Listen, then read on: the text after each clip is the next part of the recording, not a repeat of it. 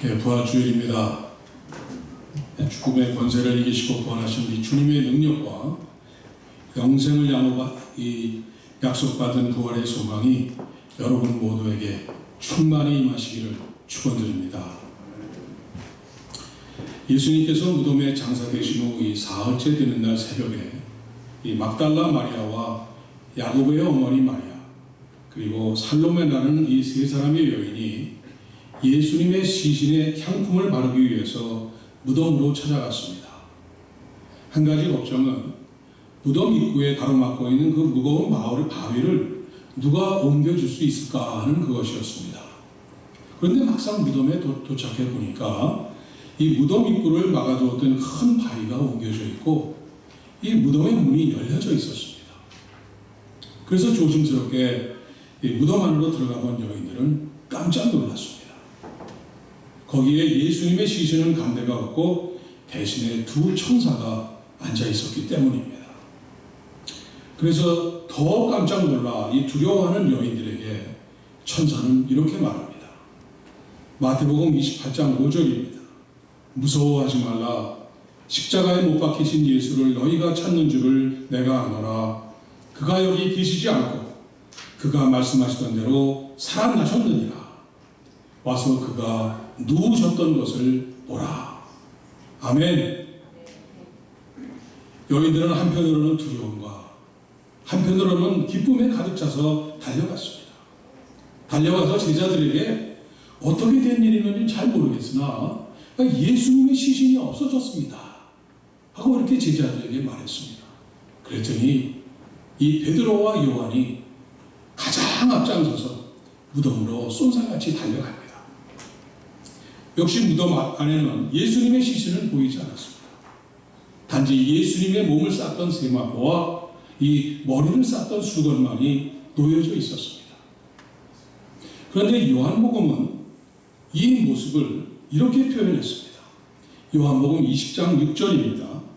시몬 베드로는 따라와서 무덤에 들어가 보니 세마포가 놓였고 또 머리를 쌌던 수건은 세마포와 함께 놓이지 않고 딴 곳에 쌌던 대로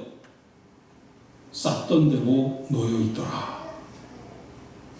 예수님의 머리를 쌌던 수건이 처음에 쌌던 그 모습대로 놓여져 있었다고 기록되어 있습니다. 기억나실지 모르겠습니다만 여러분이 어렸을 때 이 모래를 가지고 이 두꺼비집을 짓는 놀이를 해보신 적 있으시죠? 이렇게 모래 안에 손을 집어넣고 이렇게 손을 이렇게 다 두들기면서 두꺼봐 새집 죽게 헌집다오 이렇게 해보신 적 있으시죠? 이렇게 노래를 부른 다음에 손을 잘 조심해서 꺼내면은 그 내 손 모양이 그대로 거기 두꺼비 집이 생깁니다. 그렇죠? 오늘 말씀이 바로 그런 것입니다. 그래서 예수님의 머리를 수건으로 싸서 그 무덤에 뉘어 놓았는데 수건은 그 머리를 싼 그대로 남아있고 머리만 빠져나갔다는 것입니다. 그것이 바로 오늘 천사들이 말한 그가 누우셨던 곳을 봐라. 이렇게 지금 말하는 것입니다. 무덤은 사망의 권세를 상징합니다. 무덤은 모든 소망이 사라지고 절망만이 남아있는 것입니다. 무덤은 어둡고 더럽고 썩고 이 냄새나는 곳입니다. 무덤은 영원한 죽음 속에 갇혀있는 곳입니다.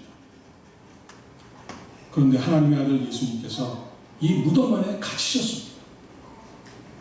사단의 세력이 예수님을 삼켜버리고 예수님을 무덤 안에 가두어 놓았습니다. 그리고 그것으로 모든 것이 끝난 것처럼 이렇게 보여졌습니다. 그러나 예수님은 다시 살아나셨습니다. 그분의 몸을 쌌던 세마포도 그분을 묶어두지는 못했습니다. 엄청나게 크니 육중한 돌로 입구를 막아놓은 무덤도 그분을 가둬두지 못했습니다. 인류 역사 이래로 이 땅에 살았던 모든 사람들을 삼켜버린 죽음의 세력도 이 그분을 삼킬 수는 없었습니다. 오늘 우리 주님께서 사망의 권세를 이기시고 무덤의 문을 여시고 다시 살아나셨습니다. 아멘. 네, 우리 다 같이 찬송가 160장을 다시 한번 부르시겠습니다. 160장입니다.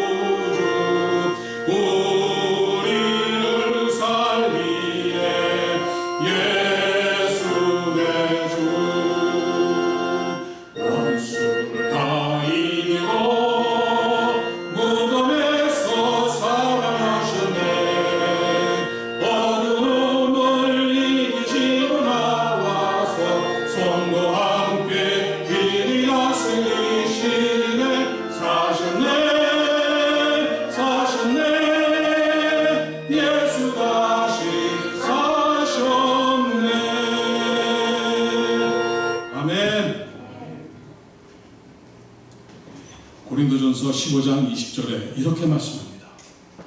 이제 그리스도께서 죽은 자 가운데서 다시 살아나사 잠자는 자들의 첫 열매가 되셨도다. 사망이 한 사람으로 말미암았으니 죽은 자의 부활도 한 사람으로 말미암는도다. 아담 안에서 모든 사람이 죽은 것 같이 그리스도 안에서 모든 사람이 삶을 얻으리라. 우리 주님께서 부활의 첫 열매가 되셨습니다. 이제는 누구든지 예수 그리스도에게 붙은 자들은 부활의 두 번째 열매, 부활의 세 번째 열매, 네 번째, 다섯 번째, 여섯째 열매로 이렇게 나올 수가 있게 되는 것입니다. 아멘. 여러분들이 예수님께서 내 죄를 위해서 십자가에 달리신 것을 믿으십니까? 예수님께서 십자가에 달리셔서 흘리신 그 보혈이 내 모든 죄를 깨끗하게 씻으신 것을 믿으십니까? 예. 그렇다면 여러분들도 우리 주님을 따라 이 죽음의 권세를 이기고 부활하여 영생을 누리게 될 것을 믿으시기 바랍니다. 아멘. 아침들을 안 드신 것 같아요. 다시 한번 아멘. 아멘. 감사합니다. 오늘 본문은 예수님께서 마지막 숨을 거두시는 순간에 성소의 휘장이 위로부터 아래까지 완전히 둘로 찢어졌다고 말씀합니다. 당시 성전 맨 이 앞부분에는 입구와 반대되는 앞부분입니다. 지성소라는 곳이 있었습니다. 이곳에는 언약궤가 놓여져 있었는데 그 안에는 이 모세가 받았던 이 십계명 돌판과 그리고 이스라엘 백성들이 광야에서 먹고 살았던 만나 그리고 아론의 쌍난 지팡이가 담겨져 있습니다. 이 언약궤는 하나님께서 그 자리에 임재해 계신다는 상징적인 것입니다. 그리고 언약궤가 놓여져 있는 이 지성소는 휘장으로 이렇게 가로막혀 있었습니다. 이 지성소에는 대제사장만이 1년에 한 번 들어가서 백성들을 위한 이 속죄할 수 있는 곳이었습니다. 만약에 대제사장이 하나님께 고백하지 않고 숨긴 자가 있거나 하면은 지성소에 들어가는 즉시 그대로 죽임을 당했습니다.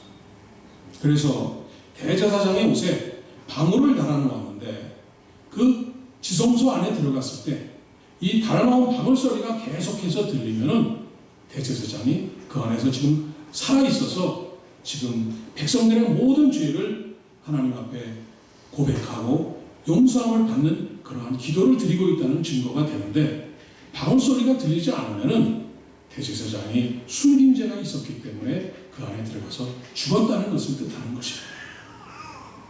그래서 그 대제사장, 죽어있는 대제사장을 구하기 위해서 사람이 또 들어가면 또 죽게 되기 때문에 긴 막대기를 이용해서 이렇게 갈고리를 이용해서 죽은 대제사장을 이렇게 끌어내었습니다. 이처럼 이 지성소는 하나님이 계시는 아주 거룩한 곳이었습니다. 아무리 작은 죄라고 해도 죄가 있는 사람은 결코 들어갈 수가 없는 곳이었습니다. 그런데 예수님께서 마지막 숨을 거두실 때 이 지성소를 가로막고 있는 이 휘장이 두 조각으로 완전히 찢어졌습니다. 이게 무슨 말입니까? 하나님과 죄인인 인간 사이의 이 철저한 구분과 이 분리를 의미하는 이 휘장이 둘로 완전히 찢어졌다는 것은 하나님과 이 인간 사이의 벽이 완전히 허물어졌다는 것을 말해주는 것입니다. 그러면은 하나님과 인간 사이에 있었던 이 벽이 허물어졌다는 것은 무슨 뜻이겠습니까? 여기에는 대단히 중요한 의미가 두 가지가 포함되어 있습니다. 첫째는 이제는 누구든지 찢어진 휘장을 지나 하나님께서 계시는 지성소로 들어갈 수 있게 되었다는 것입니다. 왜 그렇습니까? 십자가에 달리셔서 모든 피를 흘리신 그 보혈을 흘리신 예수 그리스도의 피가 우리의 모든 죄를 깨끗하게 씻어주셨기 때문에 그렇게 된 것입니다. 그래서 이제 우리는 우리 주님처럼 깨끗하고 거룩한 사람들이 되는 것입니다.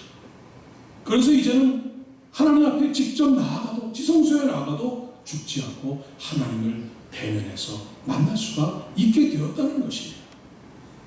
이것이 예수님께서 십자가에 달리셔서 마지막 숨을 거두심으로 우리에게 베푸신 엄청난 은혜가 되는 것입니다. 이제 우리는 하나님 앞에 나갈 수가 있게 되었습니다. 아무리 더러운 죄이라도, 아무리 부끄러운 이런 죄를 지은 사람이라고 해도 예수 그리스도께서 십자가에서 흘리신 피로 내 죄를 씻겨주신 것을 믿는 사람이라면 누구든지 하나님께로 나아갈 수 있게 되었다는 것입니다. 아멘. 그래서 우리는 더 이상 휘장이 있고 성전의 예물들이 잔뜩 있는 그러한 성전에 나갈 필요가 있는 것이 아니라 주님이 주인이 되시고 주님이 임재하시는 이 지성소, 오늘날의 이 교회로 직접 나아가 하나님을 뵐 수 있게 되었다는 것입니다. 이 엄청난 축복을 휘장이 찢어짐으로 인해서 받게 된 너무나 깊은 뜻이 담겨있는 큰 은혜를 우리가 받게 된 것입니다. 두 번째는 이 지성소의 이 휘장 뒤에 계시면서 대제사장의 속죄를 통해서만 죄인들을 대하시는 하나님께서는 이 독생자 예수님께서 우리 모든 죄인들을 위해서 아낌없이 온몸을 이 십자가에 달려서 찢기심을 보고는 이제는 하나님께서 직접 이 가리고 있던 휘장을 찢어버리시고 이제 휘장을 넘어서 우리 죄인들을 향해서 한 걸음 성큼 더 다가오신 것입니다. 그래서 누구든지 주의 이름을 부르는 자에게는 죄사함과 더불어 구원의 은총을 베푸는 놀라운 은혜를 우리에게 베풀어 주신 것입니다. 휘장 뒤에 앉아 계시면서 1년에 한 번씩 이 대제사장을 통해서만 만나지는 하나님이 아니라 비록 외아들의 온몸이 찢겨지는 이 고통을 하나님께서 눈뜨고 보고 계셔야 했지만은 이제는 휘장을 찢어버리시고 하나님께서 여러분들을 직접 만나러 찾아오시는 것입니다. 그래서 계시록 3장 20장에 20절에 뭐라고 하십니까? 볼지어다 내가 문 밖에 서서 두드리노니 누구든지 내 음성을 듣고 문을 열면 내가 그에게로 들어가 그와 더불어 먹고 그는 나와 더불어 먹으리라. 이제는 주님께서 친히 우리에게 다가오셔서 우리의 마음을 두드리신다는 것입니다. 누구든지 어떠한 사람이든지 어떠한 죄를 지었던 사람이든 관계없이 주님께서 찾아오셔서 문을 두드리실 때 문을 열기만 하면은 우리 주님께서 들어오셔서 우리와 같이 먹고 마시며 우리와 같이 사신다는 것입니다. 이 얼마나 놀라운 은혜가 아닐 수 없습니다. 이것이 주님의 마지막 숨을 거두는 순간 일어나는 이 성전의 휘장이 완전히 두 조각으로 찢어진 그런 중요한 뜻을 나타내고 있는 것입니다.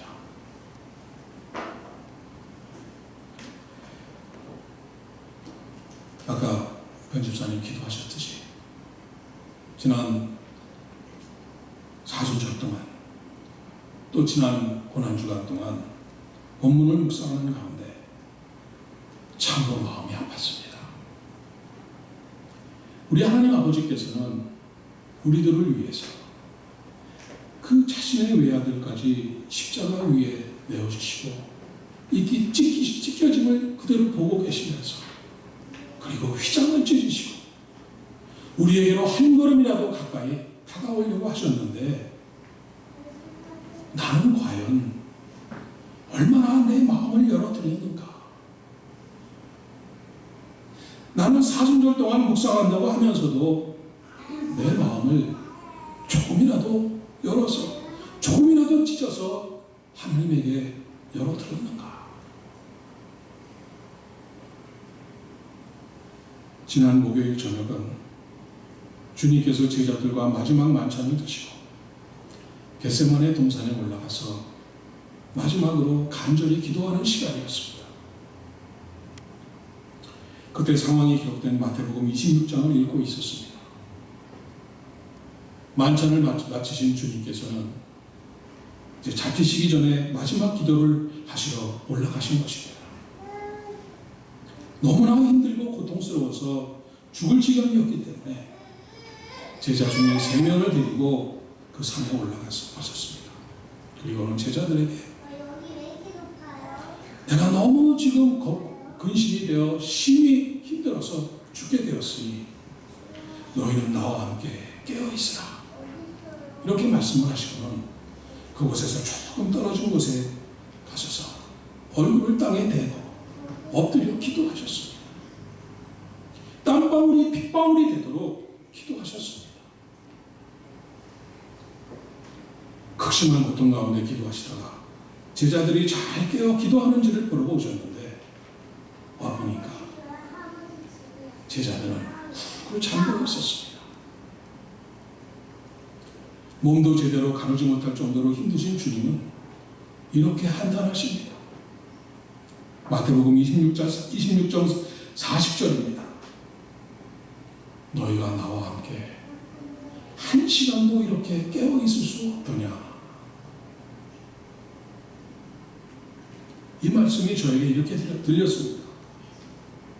너는 나를 위해 하루에 단 한 시간도 깨어서 기도하지 못하느냐? 너는 단 한 시간도 나와 같이 있을 시간이 없느냐? 단 한 시간도 나를 만나줄 시간이 없느냐? 너는 단 한 번이라도 땀방울을 흘리면서 기도 해본 적이 있느냐?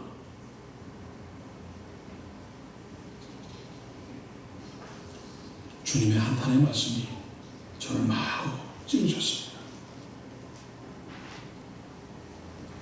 금년에도 또 사순절을 보내고 고난절을 보내고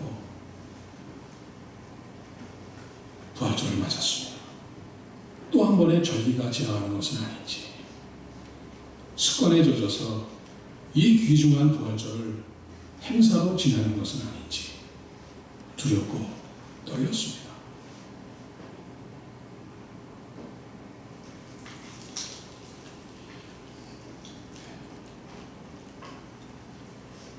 한 가지 실화를 말씀드리고 마치겠습니다. 국내 최고 대기업의 고위 임원으로 있던 집사님 한 분이 있었습니다. 능력과 실력이 출중해서 해외 지사에서도 오래 근무하시고 아주 잘 나가는 분이었습니다. 아들은 의대에서 공부 중이었고 또 딸은 중학교 때부터 이 미국의 사립학교로 좋은 사립학교로 유학을 보냈습니다. 그 딸은 아주 공부를 잘해서 지금 러커스 대학교 이 파머시 약학을 지금 전공하고 있습니다. 그러나 워낙 잘 나가는 분이셨기 때문에 뭐 그 비싼 학비와 생활비 감당하는 것은 별 어려움이 없었습니다. 단지 문제 하나는 이 아내와 딸이 정말 간절한 기도와 부탁에도 불구하고 이 회사 일과 이 바쁘다는 핑계로 교회는 그냥 주일 예배만 겨우 참석하는 정도로 그냥 그저 왔다 갔다만 했었습니다. 그러더니 이 집사님이 이제 사장으로 승진을 해야 되는데 몇 번씩이나 이 승진에서 탈락을 합니다. 그러니 결국 후배에게 사장 자리를 빼앗기고는 자신은 멀리 남쪽 거제도에 있는 연수원에 발령을 받습니다. 이 과거와 비교도 안 되는 이 형편없는 보수를 받고 정말 눈물을 머금고 거제도로 내려왔습니다. 이 거제도에서의 삶은 그저 안 쓰면서 절약하면서 이렇게 살면 되지만은 이 문제는 연간 6만 불에서 7만 불이나 되는 이 비싼 유학 비용이 문제였습니다. 이 파머스 공부는 6년 과정이라 앞으로도 이제 4년이나 더 남았습니다. 그러니까 앞으로도 무려 25만 불이라는 돈이 더 필요하게 된 것입니다. 연수원으로 좌천돼서 내려간 것도 비통에 있었는데 이 딸의 이 비싼 유학 비용을 생각하면 잠을 제대로 이룰 수가 없을 정도였습니다. 그래도 이것저것 있는 거 다 팔아가지고 2년을 그래도 공부시켰습니다. 근데 더 이상 방법을 찾을 수가 없었고 이제 자신 때문에 이제 딸의 공부를 죽도에 포기해야 되는가 이런 생각이 들 정도로 그야말로 죽고 싶은 심정이었습니다. 매일매일 시리에 빠져 살아가던 그 집사님에게 아내가 이런 권유를 합니다. 여보, 이제 사순절인데 우리 주님 앞에 나가서 기도합시다. 하나님께서 당신을 이 거제도에 보내신 것은 하나님께서 보내시는 사인입니다. 이 한적하고 조용한 거제도에서 당신을 만나고 싶어하는 하나님의 부르심입니다. 하나님만 만나면 모든 것이 다 해결됩니다. 여보, 우리 같이 기도합시다. 아내에게 이끌려서 사순절 새벽 기도를 매일매일 건들지 않고 기도했습니다. 사순절 기간 동안 40일 점심 금식을 하고 하루에 3번 정해진 시간에 기도하고 매일 저녁에 부부가 자기 전에 같이 가정재단을 쌓았습니다. 그러던 어느 날 기도하던 중에 이 집사님이 주님을 만납니다. 하나님의 음성을 듣습니다. 한없는 회개의 눈물이 쏟아져 내렸습니다. 평생 교회 마당만 밟고 다니던 이분이 진정으로 하나님을 만난 것입니다. 그리고는 거짓말같이 그 모든 근심 걱정이 다 사라져 버렸습니다. 무슨 대책이 세워진 것도 아니고 당장 무슨 해결 방안이 나온 것도 아닌데 그저 그냥 감사하고 그냥 찬송이 저절로 나오더라는 것입니다.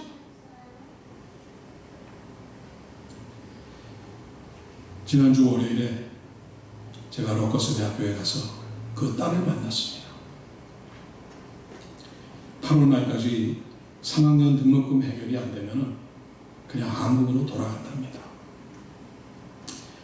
돌아가면은 한국의 어느 대학교에 가서 어떻게 무슨 전공으로 공부를 계속할지 뭐 전혀 대책도 없고 아무것도 지금 준비된 것이 아무것도 없다는 것입니다. 그러면서 그 딸이 자기가 갖고 있는 전화기에 사진을 하나 저에게 보여주었습니다. 교회 수십 년을 다니면서 평생 전도지 한 번 만져보지 않던 아빠가 전도지를 돌리는 것을 그 엄마가 찍어서 사진을 보내준 것입니다. 매일 새벽 기도 끝나고 나서는 전도지를 돌리신다는 것입니다. 그 딸은 자신의 공부가 이렇게 중단되어서 멈춰져도 좋다는 것입니다. 자신의 처지 때문에 자신이 이렇게 지금 학업이 중단되는 위기에 처해 있었기 때문에 아빠가 하나님 기도하다가 하나님을 만났지 않았느냐. 이제 아빠가 하나님을 만난 것보다 그보다 더 큰 축복이 어디에 있느냐.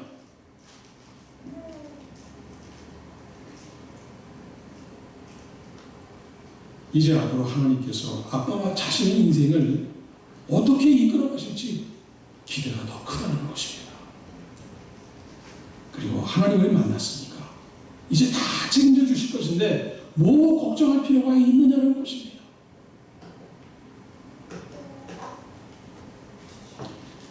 제가 눈물이 핑 돌았습니다. 사랑하는 여러분, 이것이 부활입니다. 이것이 여러분이 먼저 이루어야 할 부활입니다. 여러분의 육신이 이 땅에 살아있는 동안에 그 거룩하신 몸과 휘장을 찢은 주님께서 다가와서 여러분을 만나자. 너의 마음을 열고 나하고 대화하는 걸 하자. 나를 한번 만나달라. 이렇게 여러분의 문을 두드리실 때 여러분이 주님을 진심으로 만나고 영접하는 그 부활이 먼저 있어야만 합니다. 죽어있던 영혼이 깨어나는 부활이 먼저 있어야 여러분은 영원한 부활에 동참하며 주인이 될 수 있는 것입니다. 오늘 휘장을 찢고 사망의 권세를 이기시고 영원한 영생의 부활로 찾아오신 주님과 하나 되시기를 바랍니다. 그래서 이 영광스러운 부활을 보장받고 기쁨 가운데 영생을 누리며 사는 여러분이 되시기를 주님의 이름으로 간절히 축원드립니다. 기도하겠습니다. 부활의 주님, 영생의 주인이신 주님, 오늘 저희들에게 휘장을 찢고 찾아오신 주님을 맞아 거룩한 주님의 부활과 영광에 동참하는 우리 모두가 되게 해 주옵소서. 부활하신 주님께서 내 마음을 두드리시는 오늘 주저하지 않고 주님을 영접하고 모셔서 오늘부터 영생의 기쁨 가운데 살아가는 우리 모두가 되게 해 주옵소서. 예수님의 이름으로 기도드립니다. 아멘.